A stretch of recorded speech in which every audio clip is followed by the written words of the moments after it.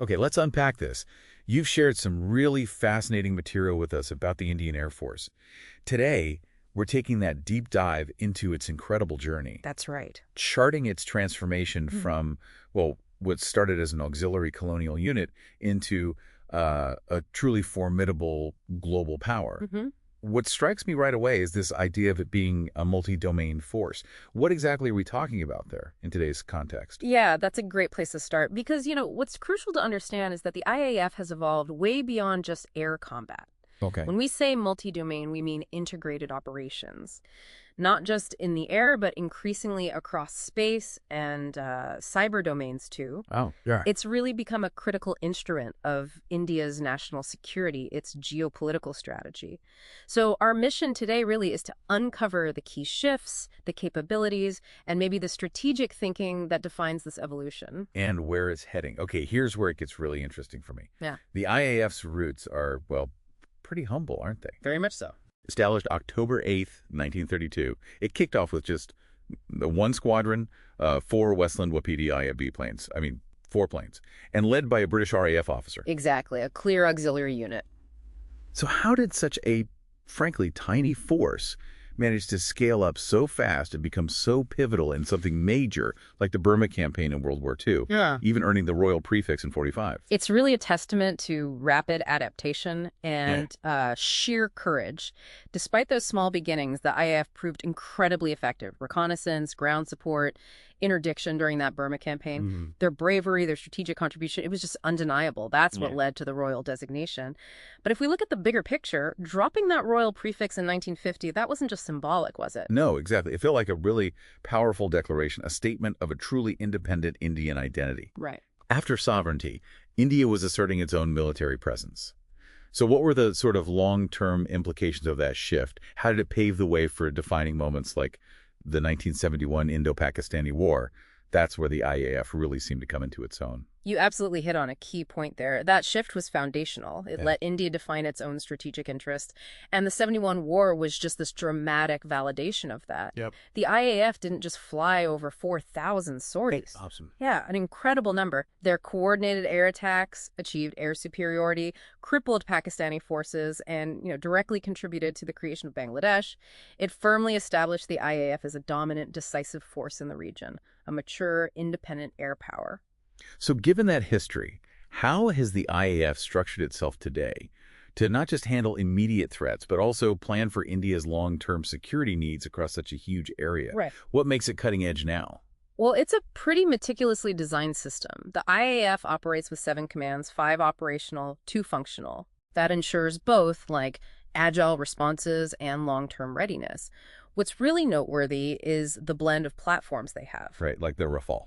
Exactly, the French Dassault Rafale, but also the indigenously developed HAL Tejas. Ah, yes, the Tejas. And that really highlights this deliberate strategic push for self-reliance at Manyavar.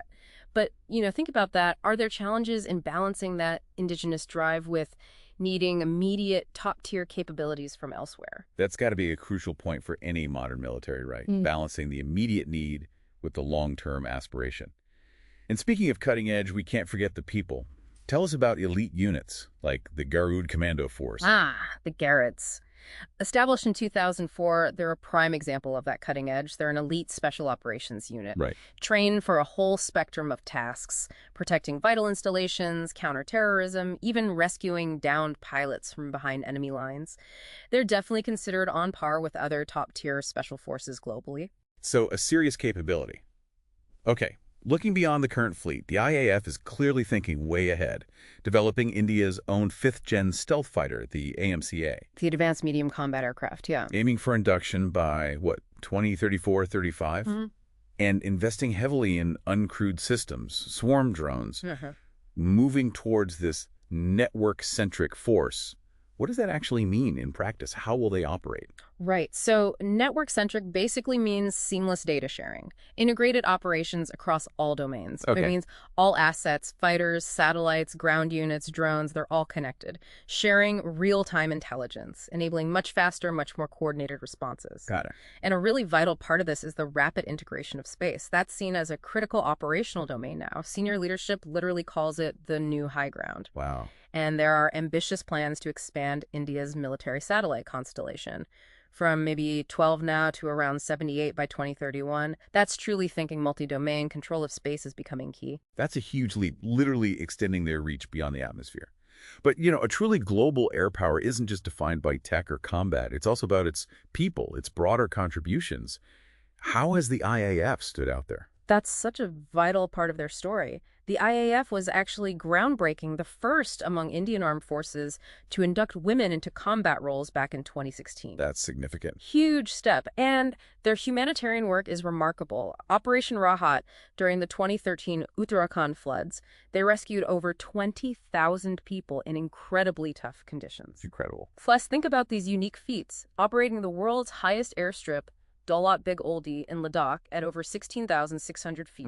Or having Wing Commander Rakesh Sharma become the first Indian in space back in 1984, albeit on a Soviet mission. It showcases this pioneering spirit, technical skill, but also that deep commitment to national service. So if we kind of pull it all together, the IAF's journey from that small colonial auxiliary unit to this multi-domain force, integrating air and space, focusing on indigenous tech and major humanitarian aid, it really positions it as a central pillar of India's strategy for the 21st century. Yeah. What really stands out to you, the listener, about a force that manages to blend that deep historical valor with such an ambitious tech-forward vision, not just for combat, but for global influence, humanitarian efforts, all while trying to balance self-reliance with global partnerships? Maybe, just maybe, it's a kind of blueprint for modern air power in our rapidly changing world.